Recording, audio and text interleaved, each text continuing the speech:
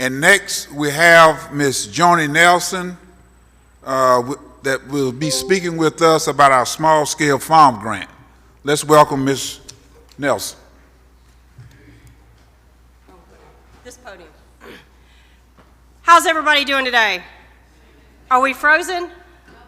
No? Well, I am, and I got like 4 layers on. That's why I look like a kid in a Christmas story up here.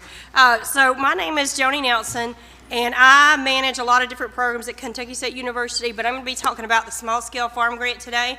We made a lot of changes to it over the past year, and we just made another really big change to it as well. How many in here have heard of the grant or gotten the grant? Yay! Okay, that's great. That's great. So I'm going to do a basic overview first. So we'll start off with the Farmer Education Assistance Program. That's still up to $500. It can cover registration costs, lodging costs, workshop fees, things like that. It just can't cover your food. So it can cover food that's part of the program, but you can't stop at McDonald's along the way and turn in a receipt. But that can go for workshops in the state or out of the state. You can only get up to $500 per family unit, so use it wisely. If there's workshops coming up, try to apply as early as you can. We're hoping, and I'll keep saying this, we're hoping the applications will be live next week for the February 1st deadline for the grant, for all of them. So that one's been around for a little while. The next thing we have, do we have any beekeepers in the room? Yay. Any beekeepers that are beginning, starting out? Just starting. Okay, so this is for you, possibly. So we have a beginning beekeeper program that we just started here at Kentucky State University. You can get $500, and we have an approved list of items that you can get. But we ask that you are part of a beekeeper association and you take online trainings or in-person trainings. You can be part of the KSBA, the Kentucky Beekeepers Association, for $15, and they offer 6 classes. So that's pretty easy to get your credits. Has anybody done CAPE in the room?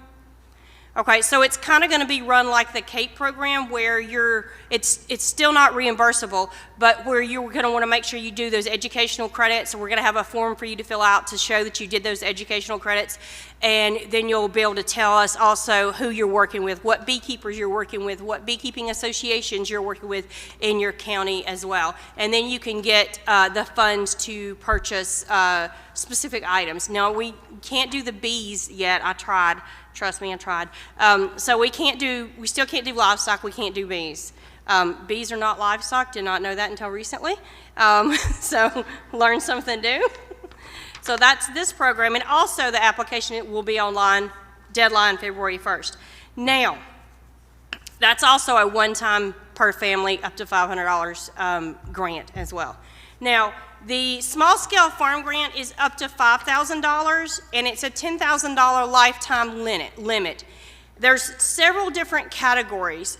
There's value-added. That's for people who are making value-added products, so special used equipment to make those value-added products, such as I just lost my thought right there. Jams, jellies, breads, granolas, fiber products, anything like that. Making value-added products from a product that you've grown and you need special used equipment. We've done a lot of commercial kitchens with this. We've done a lot of cold storage in all the different categories. So think of those areas as well. Flower farming, this is where the flower farming really fits in because you can get those display coolers and walk-in fridges with this grant, up to $5,000. We have agroforestry. If anybody's doing any non-timber forest products outside, black cohosh, ginseng, mushrooms outside, things like that, silviculture or silvipasture, alley cropping, we can help fund some of those products or projects. We don't have aquaculture anymore. We still are funding aquaculture and aquaponics projects, but we also have included hydroponics along with mushroom farming indoors. If you're doing any kind of vermiculture, any kind of special used equipment to help you monitor your high tunnels and things like that. That's the new category. That's the emerging agriculture technology categories. And in that category, we ask that you are at least farming for at least 3 years. This is for people who have been farming and they want to diversify, or they need some special used equipment to try to help them monitor their production of their products and stuff. So we have those. We have organic, anybody certified organic, exempt, or transition. You can get production related equipment. And I think I'm missing one. Food systems resiliency. This used to be called food insecure.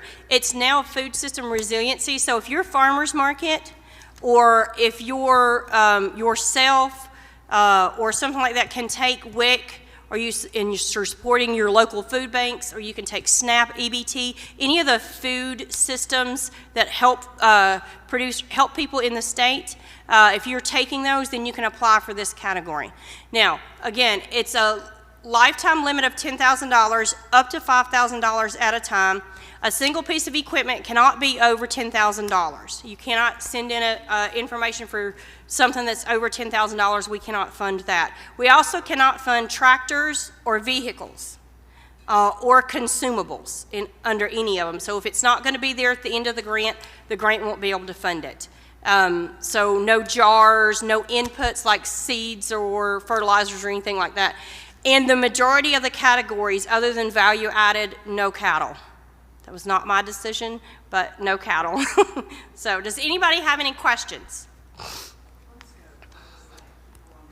So the website is www.kysu.edu, and it's /SSFG. Now I have flyers for all of the programs I just spoke about here, and it has that information on it. It also has my work number and didn't have my cell phone number. It has my work number, and I can give you my cell phone number. It used to have my cell phone number on there. I missed that. It's okay. But if you have any questions, I'm going to be around through lunch, and I can answer them then as well.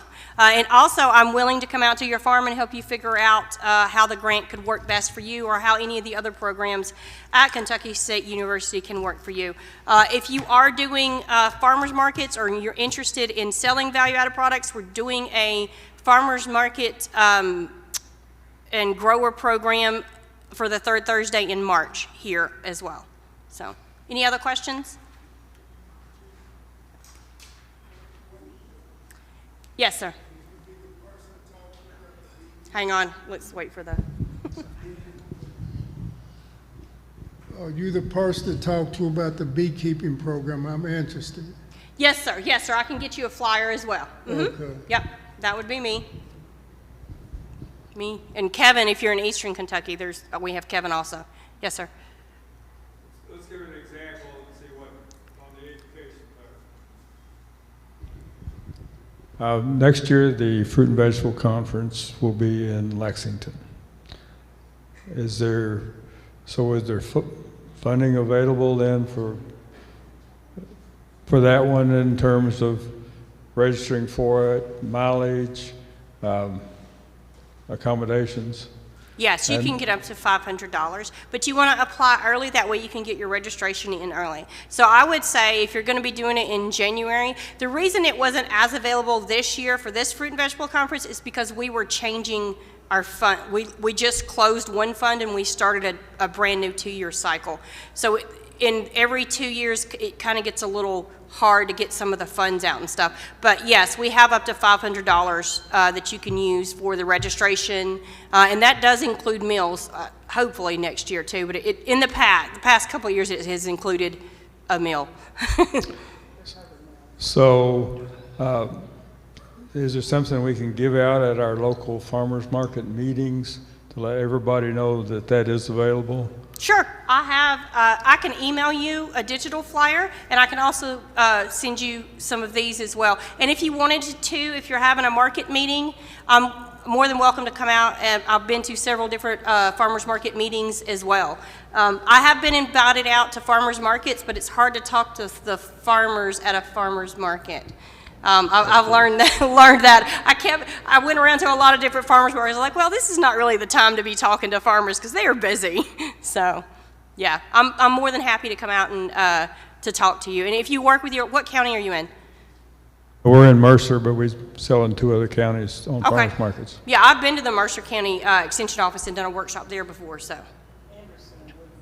Yeah, we're also Anderson, in, Woodford, we're okay. also in Anderson, Woodford. Yep. Yeah, you got some good agents in Anderson and Woodford. I just met the new Woodford one the other day, and I saw Faye. So, any other questions? Yeah, I'll get you these flyers. I think, Edwin, does that mean it's lunchtime? Okay, Edwin's coming back up here.